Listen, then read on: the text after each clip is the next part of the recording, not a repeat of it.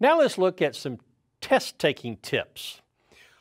Read the full question. Folks, it's really important that you read the full question. Read the question carefully. If there's one tip I can give you that I think is more important than any other tip, it's read the questions carefully. Don't make assumptions. Read the question. The first time I took a securities exam many years ago, I made sure that I read questions more than once, and I've always done that. And I recommend that you do that. Read the question, look at your possible answers, and then go back and reread the question. Making sure you know what the question is asking is vitally important. In addition to reading the full question, I want you to read all the possible answers before marking your selection. I mean, you might read the question and say, oh, I know the answer, it's A, and you pick it.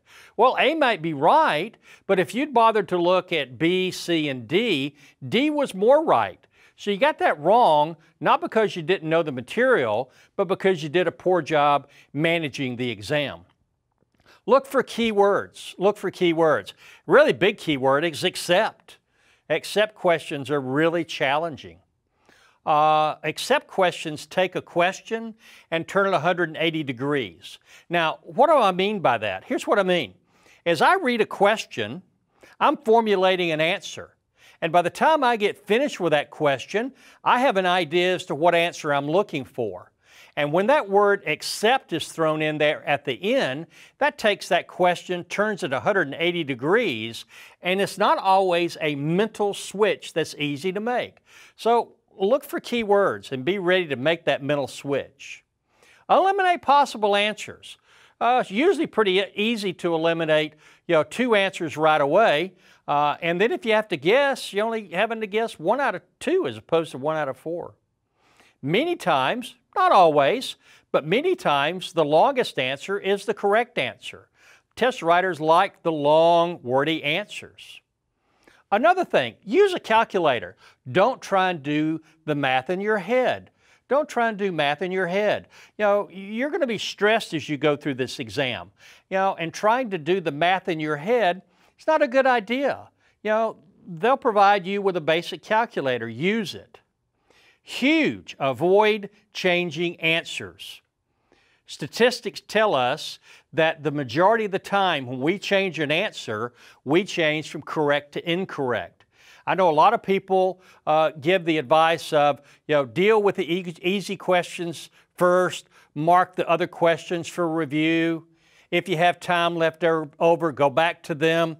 I don't believe that's a strategy for success. Because when you go back to questions, you start changing answers. And most of the time, if you change an answer, you change from correct to incorrect.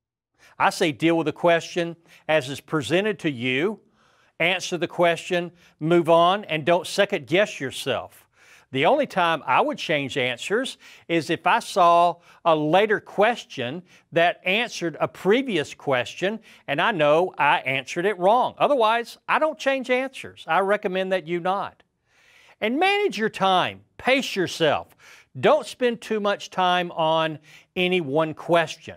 Don't spend too much time on any one question. Mark an answer. Guess if you have to. Mark an answer and move along. You don't want to spend too much time on one question, run out of time, and have to leave 5 questions blank, because those that you leave blank will be counted against you. Okay? So those are some test tips that I hope you will take to the exam with you. Congratulations! You made it. You got all the way through the SIE Edge. A lot of information there, a lot of great information that I hope will clear some things up for you. I want to talk to you a little bit longer about some things that I think are important to your success. One thing I want to talk about is don't get yourself caught up in why. A lot of people want to know the why to all of this information. This test doesn't deal with why. It deals with what, when, and how. That's what you need to know in order to be successful and pass the exam. What, when, and how. Don't get hung up on why. Test doesn't deal with why. Now, I've had people over the years tell me, well, if I don't know the why, I don't understand the what, how, and when, and I can prove that's wrong. If I ask you to walk over to the light switch in your room and flip that switch down, what would happen to the lights? They would go off. If you flip the switch back up, the lights would come on. You know how to make that happen. You know how to turn those lights on and off.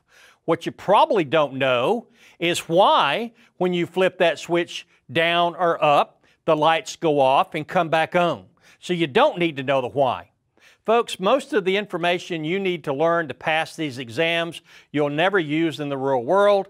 So let's just learn what we need to know in order to pass the test. The what, the when, the how, not the why.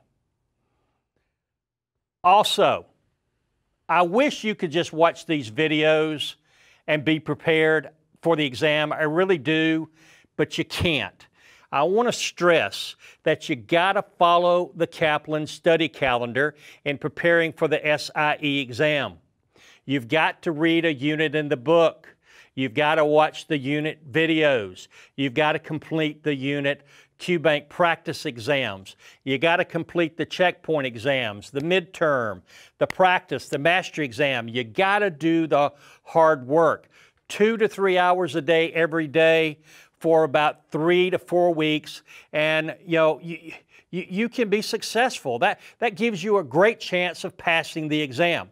No guarantee, but a great chance of passing the exam if you spend 2 to 3 hours a day every day in this material for 3 or 4 weeks. Are you going to have to sacrifice in order to prepare for this exam and pass it? Sure you are, but anything worth having is worth sacrificing for, and getting your securities license is worth having.